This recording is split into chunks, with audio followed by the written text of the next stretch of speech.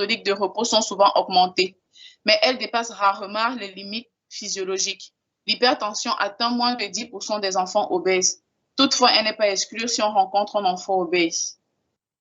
Les conséquences endocriniennes. La conséquence endocrinienne la plus remarquée, c'est une accélération de la croissance naturelle avec une taille définitive normale.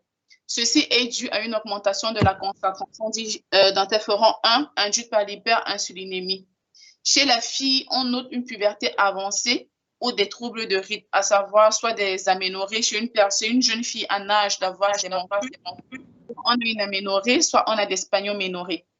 Chez le garçon, par contre, on a l'objectif un pseudo-hypogénitalisme ou pseudo-micropénis. Ce sont des synonymes. Ceci veut dire la verge est enfouie dans la masse graisseuse ou une adipogynécomastie. C'est une accumulation de graisse au niveau de la région mammaire, simulant le développement de la glande mammaire. Ces dysmorphies observées chez le garçon peuvent générer de sérieux problèmes psychologiques. Concernant les complications respiratoires, nous avons l'asthme à l'intérieur et l'apnée du sommeil. Concernant l'asthme, s'il atteint une plus grande fréquence des enfants obèses, il s'exprime souvent par une dyspnée ou une toux à l'effort. Son traitement est indispensable pour améliorer la tolérance de l'effort physique. L'apnée du sommeil, rare mais potentiellement grave, atteignant principalement les enfants souffrant d'obésité morbide. Elle se manifeste par des ronflements nocturnes importants avec reprise inspiratoire bruyante, une somnolence diurne ou des troubles du sommeil. Leur diagnostic repose sur un enregistrement polygraphique ventilatoire nocturne. En plus de la réduction pondérale, elle nécessite la mise en route d'une pression positive continue nasale, surtout dans les formes sévères. Les complications digestives, c'est la plupart du temps une stéatose hépatique. Elle est rencontrée chez 10 à 30% des enfants obèses. Elle s'exprime principalement par une augmentation modérée des transaminases 2 à 3 fois la normale et une élévation plus importante des transaminases doit faire rechercher une autre cause. Dans la mesure où elle ne nécessite aucune prise en charge spécifique et que son évolution est presque toujours bénigne, il est inutile de la rechercher à titre systématique. Elle ne doit être recherchée qu'en cas d'hépatosplénomégalie ou d'antécédents familiaux de stéatose hépatique non alcoolique sévère. Concernant les complications orthopédiques, la complication orthopédique la plus souvent rencontrée est le genou valgum. Également, on peut rencontrer l'épiphysiolyse de la tête fémorale. Elle est beaucoup plus rare, mais elle constitue une véritable urgence orthopédique et s'observe habituellement lors de la poussée de croissance pubertaire. Elle est beaucoup plus rencontrée chez les garçons et se manifeste par des douleurs de la hanche ou du genou d'installation progressive qui sont responsables d'une voiturie. L'examen clinique montre une rotation externe du membre atteint et une limitation de la rotation interne. Nous allons finir par les conséquences psychosociales. Il s'agit d'une souffrance psychologique que l'enfant ressent, une discrimination sociale à milieu scolaire, ce qui est très important parce que c'est l'une des causes psychosociales rencontrées. Et également, l'enfant peut commencer à s'isoler parce que le regard qu'il a de lui-même n'est pas très gai. Et également, ça peut conduire à une dépression.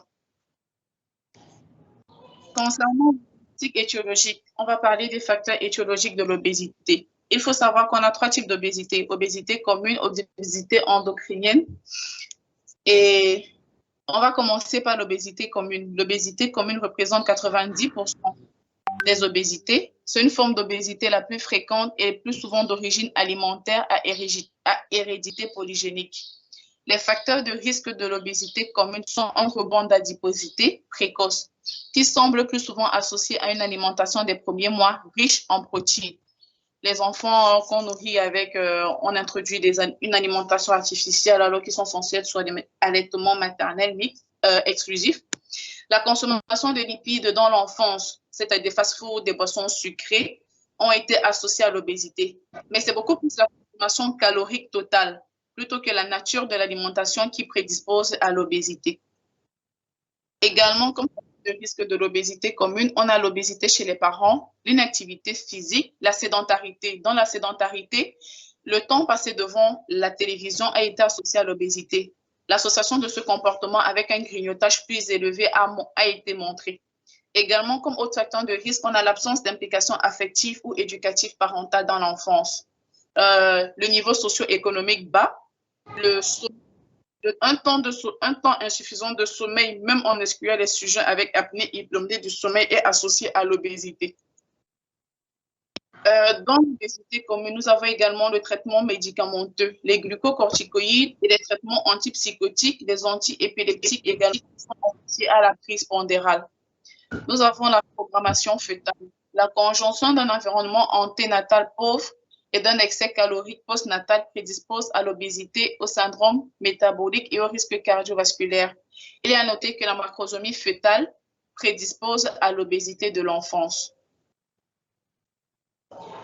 Bon, comme dernier facteur de risque concernant l'obésité commune, les facteurs génétiques. Certaines études ont identifié plus de 20 gènes ou lochis associés à l'obésité.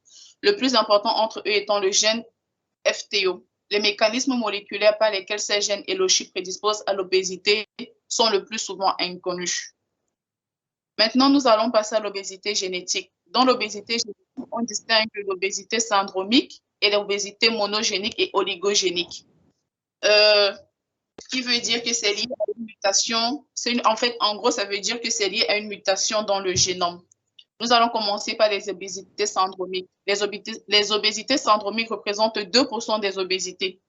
Elles sont évoquées devant des éléments cliniques suivants: une obésité précoce, une hypotonie néonatale, un retard psychomoteur, une dysmorphie, le plus souvent faciale, un retard statural et pubertaire. Certains syndromes intègrent une obésité dans leur symptomatologie et les plus connus concernant les obésités syndromiques sont le Prader-Willi et le syndrome de Bardet-Biedl. Le syndrome de Prader-Willi est une délétion, est rare et touche environ un enfant sur 15 000, une naissance sur 15 000, et c'est une délétion du locus paternel ou anomalie de méthylation. Ces symptômes sont une hypotonie fœtale et néonatale qui est constante, une dysmorphie fœtale, un retard statural, une acrométrie qui est un arrêt de développement des membres, autant pour moi, appelé micromélie, parfois de la tête, une microcéphalie associée au nanisme avec surcharge graisseuse au niveau du tronc et de la racine des membres. Ceci est dû à l'arrêt de développement des organes sexuels. Également, on a un retard mental et une hypoplasie des organes génitaux avec hypogonadisme. Le syndrome de Bardet-Biedl également, il comprend une polydactylie, une rétinite vestimentaire, un retard de développement, un hypogonadisme et des anomalies rénales. Concernant les obésités liées à une mutation dans le génome, elles représentent 100% des obésités. Elles sont évoquées devant les obésités sévères qui débutent dans l'enfance. La plupart du temps sont familiales, rares et elles sont toutes récessives. Également, il faudrait rechercher une association d'hypogonadisme, un déficit en hormones de croissance et une insuffisance anti-hypophysaire. Les causes les plus retrouvées des obésités monogéniques et oligogéniques sont les obésités à mutation du gène MC4R, mutation des gènes de la leptine et mutation sur le gène de certains peptides. Les obésités à la mutation du gène récepteur de type 4 au mélanocortine est l'une des cibles hypothalamiques de la leptine. C'est la cause la plus fréquente des obésités monogéniques. Elles se transmettent de manière autosomique dominante. Il faut noter qu'elles touchent 2 à 3% des enfants obèses. Et concernant le phénotypage, il y a une notion d'avance staturale plus franche que dans l'obésité commune, une présence de compulsions alimentaires, une hyperphagie, une obésité précoce, une obésité sévère. Ces signes ne sont pas forcément toujours retrouvés concernant les mutations du gène MC4R. Également, dans le phénotypage, on a une densité minérale osseuse et une hyperinsulinémie. Et il faut noter que dans l'obésité, il n'y a pas de retard mental. Son diagnostic est purement moléculaire, mais ne s'effectue que pour l'instant que dans le cadre de la recherche. Également, dans les obésités des gènes de la leptine, il concerne des mutations des gènes de la leptine